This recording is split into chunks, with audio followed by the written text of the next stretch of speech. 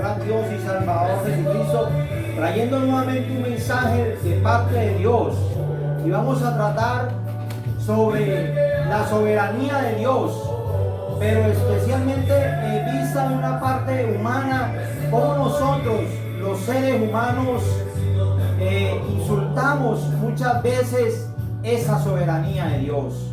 Estamos ante un Dios maravilloso, un Dios grande, un Dios que nos ama, porque su palabra lo dice, que con amor eterno nos ha amado el Señor.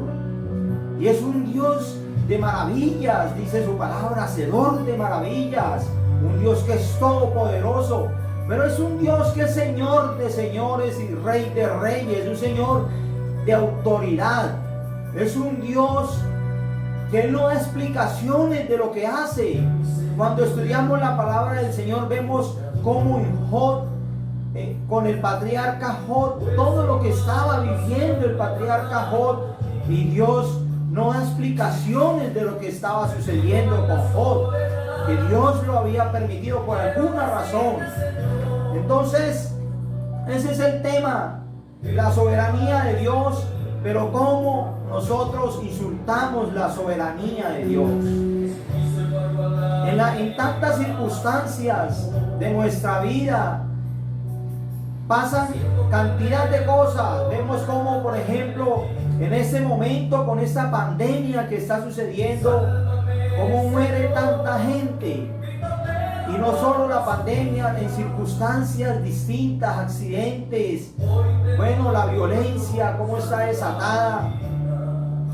Y suceden cosas y nadie es ajeno a una enfermedad, a padecer una muerte por un cáncer, cualquier circunstancia que llega a nuestra vida y a la vida de cualquier persona.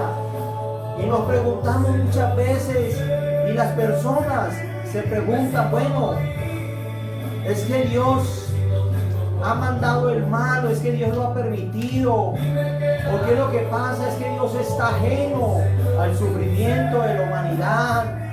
Y así muchas inquietudes llegan a nuestra mente.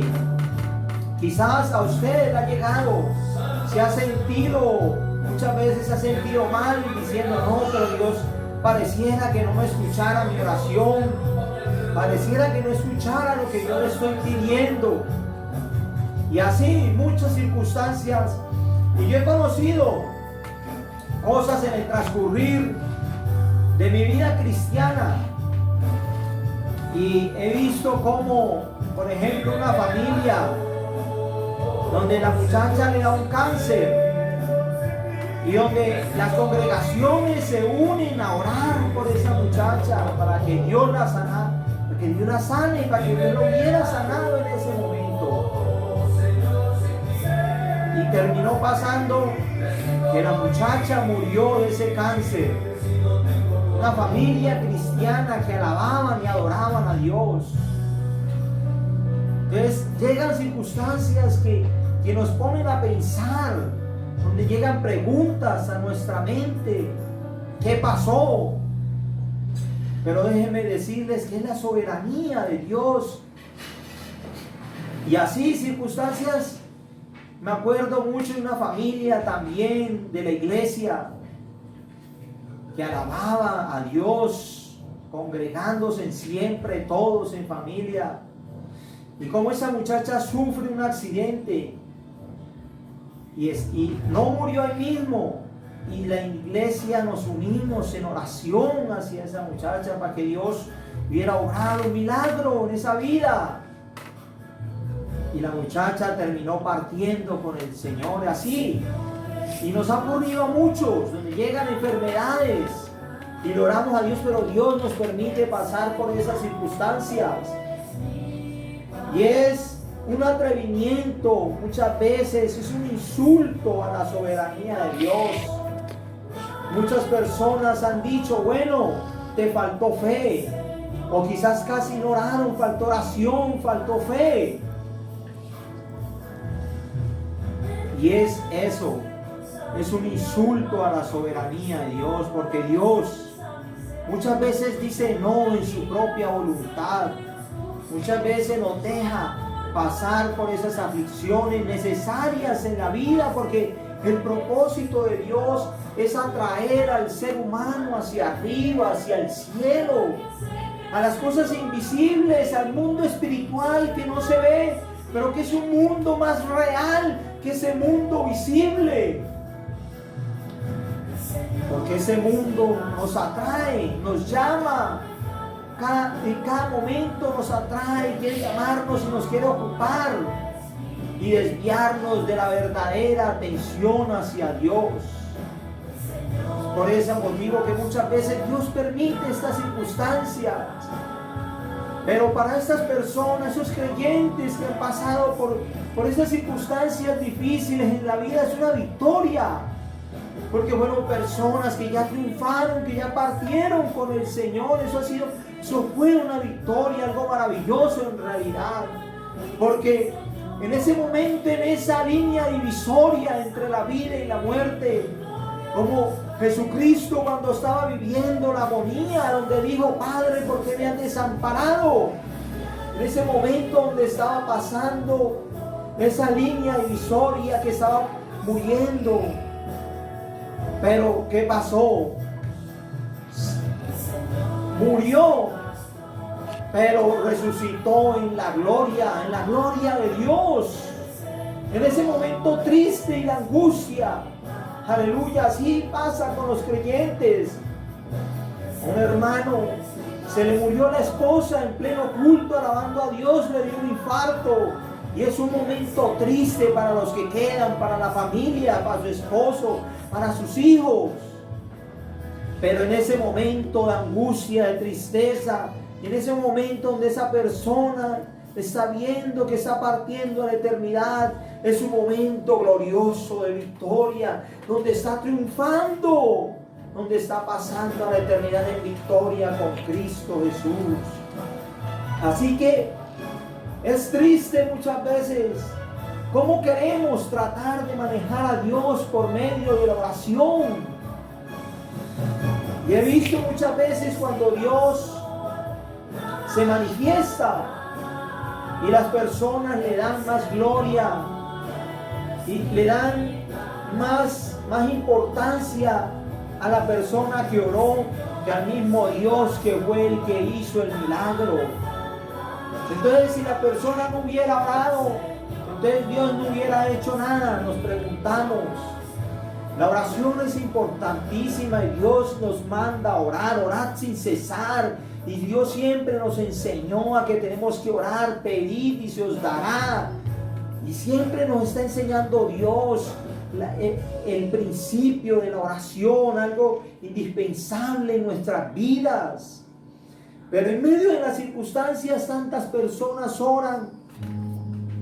Y por ejemplo, en este principio de la pandemia, cuando tantas personas estaban viviendo este caos, esta crisis, y se llenaron de miedo y empezaban a orar. Muchas personas empezaban a orar. Pero yo me pregunto, bueno, ¿será que esas personas que están orando, será que esas personas quieren agradar a Dios, quieren seguir a Dios? ¿Será que quieren vivir una vida íntima con el Señor? Son preguntas que nos hacemos. ¿Será que esa persona quiere serle fiel a Dios, quiere obedecer a Dios?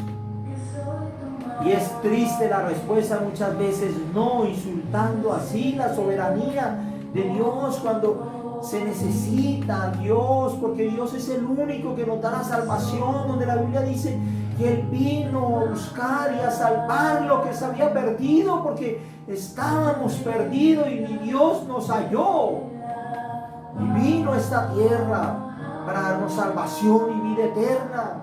Muchas personas oran dándole gracias a Dios. Y eso es bonito, es interesante. Y ante los ojos de los hombres muy bueno, porque le den gracias a Dios. Pero ¿será que también ora para pedirle perdón a Dios? Para decirle a Dios que lo quieren seguir, que quieren abandonar el pecado. ¿Será que se lo dicen también? Que quieren seguir una vida. Y la Biblia dice que por su fruto los conoceréis. No estoy juzgando, pero por los frutos los conocéis. Se da cuenta uno que esa persona sigue su vida normal aquí, de placeres, de deseos, insultando la soberanía de Dios, creyendo que porque ora a Dios van a querer gobernar o van a querer tener el favor de Dios a su favor. No nos podemos dejar engañar. Es necesaria la oración, pero necesitamos un corazón arrepentido, humillado ante Dios, porque un corazón humillado no desprecia a Dios. Un corazón triste por el pecado, por el daño que está haciendo, Dios no lo desprecia, Dios lo recibe. Entonces, dadas las circunstancias que se viven a menudo en esa vida, en ese mundo, encontramos cómo las iglesias usan la emoción, esa crisis emocional que puede estar viviendo una persona, y eso pasa mucho. Uno inclusivemente también ha caído en esos errores, donde le queremos decir a la gente que llegue a Dios, que se entregue a Jesucristo para que no vaya a seguir sufriendo. Y esa es una mentira, es un engaño, porque el sufrimiento siempre va a estar allí. No podemos atraer a las personas. Recuerdo un movimiento religioso que su lema decía: pare de sufrir. Pero ese pare de sufrir era un insulto a la soberanía de Dios, un atrevimiento a la soberanía de Dios, queriendo atraer feligreses, queriendo traer gentes por medio de milagros, por medio de circunstancias que las personas estaban viviendo, manejando sus emociones, para así atraer esas personas. Pero lo que enseña la palabra de Dios es muy diferente. La palabra de Dios enseña que la fe es por el oír, y el oír por la palabra de Dios es difícil. Que una persona se arrepienta después de un milagro es difícil.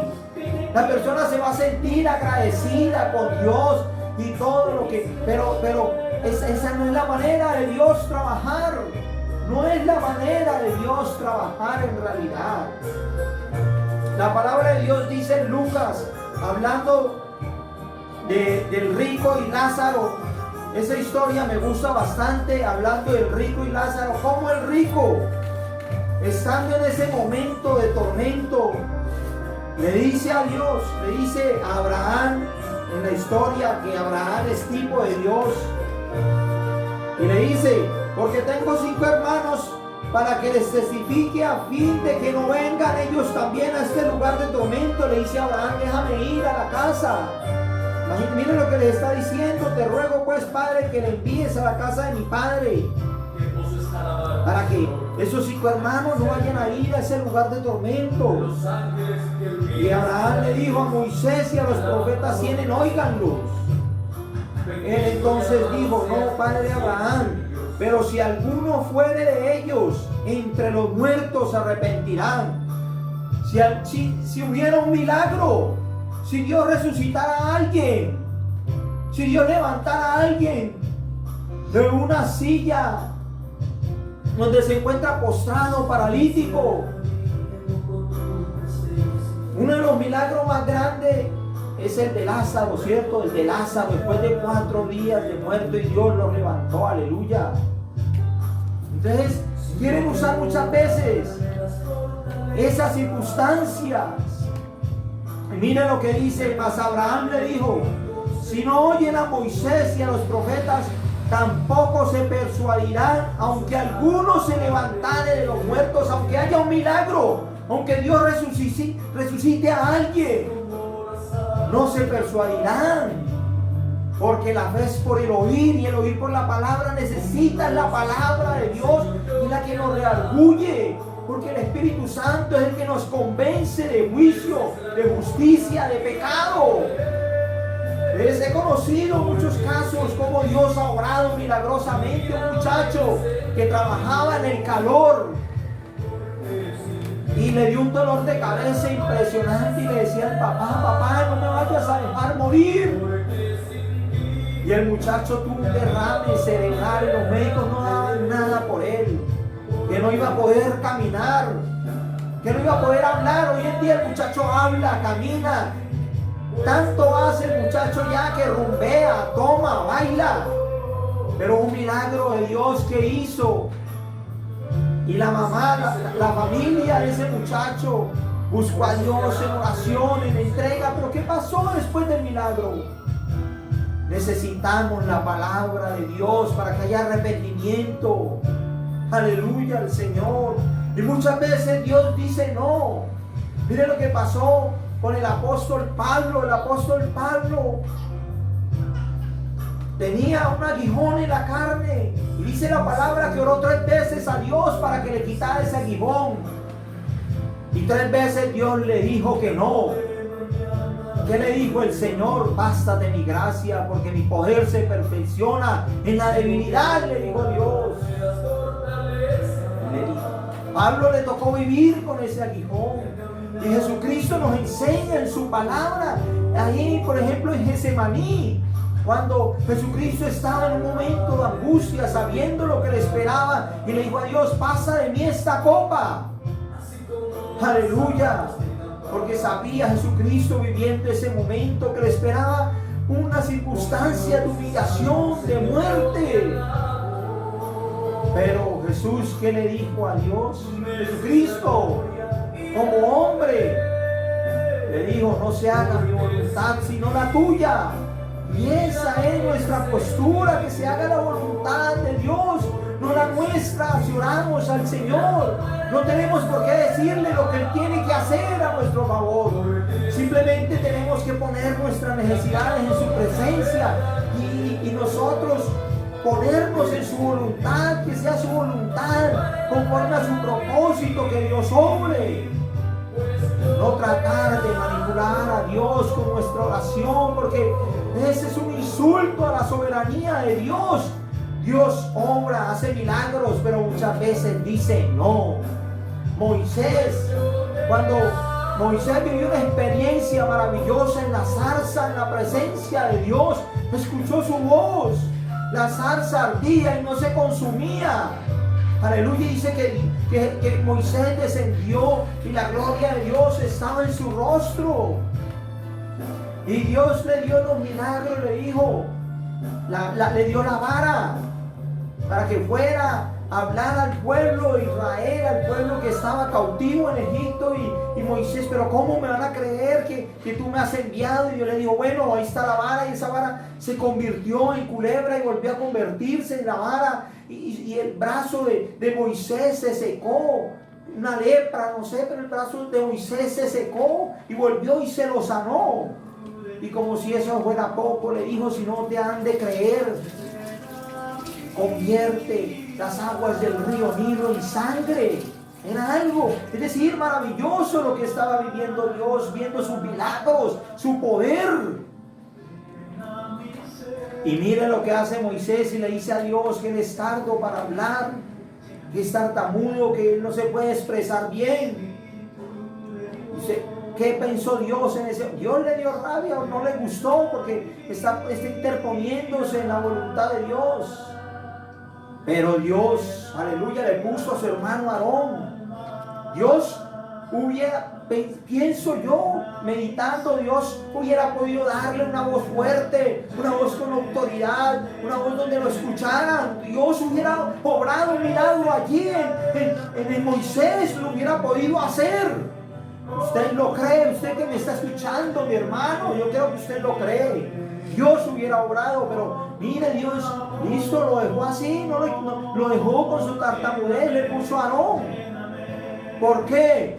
Porque el poder de Dios se perfecciona en la debilidad, se perfeccionó en la debilidad de Moisés, se perfecciona en tu debilidad, en mi debilidad se perfecciona Dios. Por eso muchas veces Dios dice no. Por eso muchas veces Dios permite muchas circunstancias en nuestras vidas.